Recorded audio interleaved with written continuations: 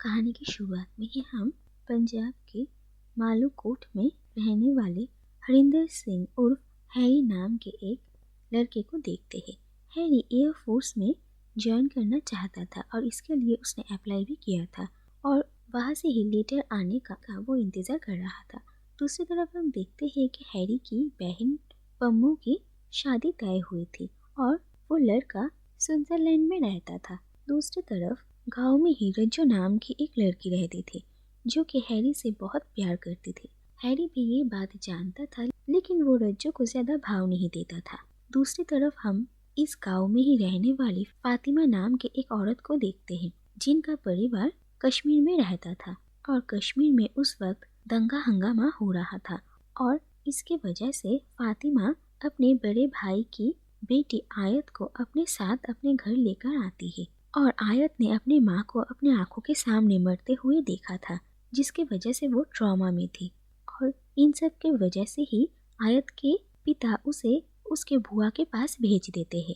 और वो लोग थोड़े दिनों में ही आयत से मिलने आने का वादा करते हैं और इस गांव में आने के बाद ही आयत की मुलाकात हैरी से होती है और पहली नजर में ही हैरी को आयत से प्यार हो जाता है और वो आयत को अपनी दिल की बात बताता है। लेकिन आयत अपनी जिंदगी में पहले से ही काफी परेशान थी। पहले तो वो हैरी को ज्यादा भाव नहीं देती लेकिन धीरे धीरे वो भी हैरी को पसंद करने लगती है और हैरी के बहन पम्मू की शादी के दिन वो दोनों एक दूसरे से अपने प्यार का इजहार करते हैं। दूसरी तरफ रज्जो ये सब कुछ देख लेती है और इसी बीच में आयत के पिता भी उससे मिलने के लिए आते हैं और इस वक्त वो लोग मुंबई में रह रहे थे। इसके बाद ही ये पता चलता है कि मुंबई में काफी दंगा हंगामा हो रहा था और ये खबर मिलते ही आयत अपनी बुआ के साथ इस गांव को छोड़कर चले जाते हैं और जब हैरी को पता चलता है कि आयत यहाँ से चली गई है और उसने उसे एक बार बताया भी नहीं तो हैरी को बहुत बुरा लगता है और इसके बाद ही ये लेटर आता है कि हैरी को इंडियन एयरफोर्स में सिलेक्ट कर लिया गया है और हैरी भी अपना गांव छोड़ के चला जाता है। इसके बाद कहानी 7 साल आगे जाती है जहाँ पर हम देखते हैं कि आयत पिछले 7 सालों से स्कॉटलैंड में रह रही थी और एक दिन अचानक आयत के साथ हैरी की मुलाकात होती है। हैरी अब इंडियन एयरफोर्स में एक बहुत बड़ा ऑफिसर था और वो स्कॉटलैंड एक स्पेशल असाइनमेंट के लिए आया था और इतने सालों बाद हैरी और आयत एक दूसरे से मिलकर भी वो लोग एक दूसरे को अच्छे से पहचानते हैं और धीरे धीरे उन लोगों का वही अधूरा रिश्ता फिर से शुरू होता है और आयत हैरी को अपने परिवार से मिलवाने के लिए भी लेकर जाती है और हैरी को पता चलता है कि मुंबई में होने वाले दंगे में आयत ने अपने करीबी कुछ लोगों को खो दिया था और इसके बाद ही आयत अपने पिता और अपने एक मुंह बोले चाचा और अपने बुआ के साथ स्कॉटलैंड आ गई है और यहाँ पर उन लोगों का एक शॉप है और वो लोग अब यहीं पर ही बस गए हैं। धीरे धीरे हैरी और आयत एक दूसरे को बहुत चाहने लगते हैं और जब आयत के परिवार को इसके बारे में पता चलता है तो वो लोग भी आयत और हैरी की रिश्ते के लिए मान जाते हैं और आयत एक दिन हैरी को उसके घर डिनर पे इनवाइट करती है और सभी हैरी का इंतजार कर रहे थे लेकिन हैरी नहीं आ पाता और बाद में पता चलता है कि इंडिया के बॉर्डर्स में जंग छिड़ गई थी और इसीलिए हैरी को इमीडिएटली इंडिया जाना पड़ा और ये बात जानकर आयत और उसका परिवार काफी परेशान हो जाते हैं। इसके बाद देखा जाता है कि इंडिया पहुंचने के बाद ही हैरी को जोधपुर भेज दिया जाता है और हैरी आयत के साथ कांटेक्ट भी नहीं कर पाता जिस बात से वो काफी परेशान था। दूसरी तरफ हम देखते हैं कि इसी दौरान आयत के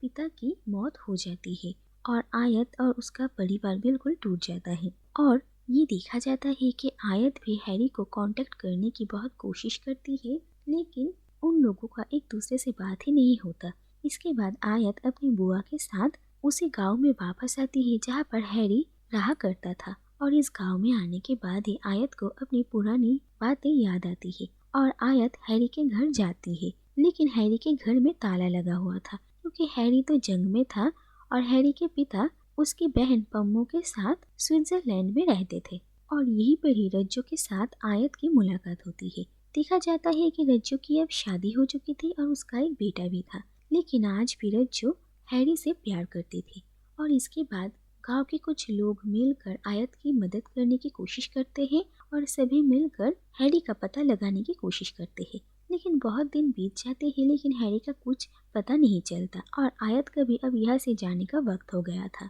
और जाने से पहले आयत रज्जो के पास हैरी के लिए एक चिट्ठी छोड़कर जाती है और इस गांव से आयत कुछ दिनों के लिए अहमदाबाद जाती है और वहाँ से भी वो हैरी को बहुत सारी चिट्ठियाँ लिखती है, लेकिन किसी भी चिट्ठी का कोई भी जवाब नहीं आता। और इसके बाद आयत अहमदाबाद से स्कॉटलैंड वापस लौट जाती है। दूसरी तरफ हैरी को जंग लड़ना पड़ रहा था, लेकिन एक दिन जंग के दौरान हैरी का एयरक्राफ्ट क्रैश लैंड हो जाता है और हैरी काफी इंजर्ड होता है और उसका बायां हाथ सेमी पैरालाइज्ड हो जाता है और हैरी को कुछ महीने लग जाते हैं रिकवर होने के लिए। और ठीक होने के बाद भी हैरी आयत का पता लगाने की कोशिश करता है लेकिन उसका कुछ भी पता नहीं चलता। और फिर हम देखते हैं कि हैरी अपनी बहन पम्मो से मिलने के लिए स्विट्जरलैंड आता है, जहाँ पर उसकी बहन उसे कहती है कि वो आयत को कभी ना भूले और उसे ढूंढने की कोशिश करे। दूसरी तरफ हम देखते हैं कि आयत स्कॉटलैंड से न्यूयॉर्क जाकर रहने लगती है और वहाँ पर ही उसकी एक फैमिली फ्रेंड अकरम रहता था। लेकिन न्यूयॉर्क में 9/11 का अटैक होता है, जिसके बाद से ही वहाँ पर रहने वाले मुस्लिम्स के साथ बहुत ही बुरा सलूक किया जा रहा था। इसीलिए आयत की बुआ अकरम और आयत को अहमदाबाद वापस बुला लेती है। दूसरी तरफ हैरी स्विट्जरलैंड के एक ट्रेन में जब ट्रेवल कर रहा था तब वो अचानक आयत को देखता है और आयत अकरम और अकरम के बेटे रहीम के साथ थी, जो देखकर हैरी को ये गलतफहमी होती है कि आयत की शादी हो चुकी है। इसीलिए वो आयत से नहीं मिलता और उसे भुला देने के बारे में सोचता है। इसके बाद हम देखते हैं कि कुछ वक्त बीत जाता है और हैरी अपने गांव में रहता था और अपनी ही एक दोस्त की शादी में हैरी अपने गांव वालों के साथ अहमदाबाद आया हुआ था और वहाँ पर ही आयत अपनी बुआ और अकरम के साथ रह रही थी। आयत की बुआ आयत को समझाती है कि वो अब हैरी का इंतजार करना छोड़ दे और अकरम से शादी करके अपनी जिंदगी में आगे बढ़े। और आयत इस बारे में कुछ कह नहीं पाती और इसके बाद देखा जाता है कि आयत की बुआ अकरम और रहीम के साथ अपने गांव जाती है और आयत अहमदाबाद में ही रहती है। तो दूसरी तरफ हम हैरी को देखते हैं, जो कि काफी उदास रहा करता था और इसके बाद ही अचानक उस जगह पर दंगा हंगामा शुरू होता है और आयत पर कुछ लोग हमला करने ही वाले थे, लेकिन कोई आदमी आकर उसे बचाकर लेकर जाता है और आयत देखती है कि वो हैरी है और हैरी आयत को उसके बच्चे के बारे में पूछता है, लेकिन आयत हैरी को कहती है कि उसका कोई बच्चा नहीं और उसने कभी भी शादी नहीं की। और ये बात जानकर हैरी बहुत हैरान होता है। इसके बाद आयत को हैरी के बाएं हाथ के बारे में पता चलता है और उसे बहुत दुख होता है और इसके बाद वो दोनों ही एक दूसरे को बताते हैं कि उन लोगों ने एक दूसरे को ढूंढने की कितना कोशिश किया, लेकिन उन लोगों की बात हो ही रही थी तभी कुछ लोग उन लोगों पर हमला कर देते हैं और चारों तरफ आग लग जाती है। इसके बाद वो लोग भागते हुए एक जगह पर पहुंचते हैं जहाँ पर मेला चल रहा था, लेकिन अब दंगा हंगामा होने की वजह से वहाँ पर सब कुछ तहस नहस हो गया है और साथ ही में वहाँ के एक राइड में एक बच्ची की रोने का आवाज आती है। दरअसल उस बच्ची के पेरेंट्स मर चुके थे और वो बहुत ही ऊंचे एक राइड में अकेली थी, इसीलिए हैरी उसे बचाने की कोशिश करता है और इसी दौरान देखा जाता है कि हैरी का बायां हाथ भी ठीक हो जाता है, जो देखकर हैरी और आयत दोनों ही बहुत खुश होते हैं। इसके बाद आयत उन लोगों की किस्मत के बारे में बताती है कि कभी भी वो लोग शायद एक साथ ना हो पाए, लेकिन हैरी आयत को कहता है कि जो कुछ भी हुआ उसे भुलाकर वो लोग अपनी जिंदगी में आगे बढ़े। इतना सब कुछ होने के बाद भी जब वो लोग एक दूसरे से फिर से मिले हैं, इसका मतलब है कि वो लोग एक साथ ही रहेंगे। और इसके बाद देखा जाता है कि कुछ साल बीत चुके हैं। हैरी अब बिल्कुल ठीक हो चुका था, इसीलिए वो फिर से इंडियन एयरफोर्स ज्वाइन करता है और अब हैरी और आयत की शादी हो चुकी थी और उन लोगों ने उस बच्ची को भी अडॉप्ट कर लिया था और अब आयत खुद भी प्रेग्नेंट थी और वो लोग अपनी जिंदगी में बहुत खुश थे। और इसी के साथ ये कहानी यहीं पर ही खत्म हो जाती है।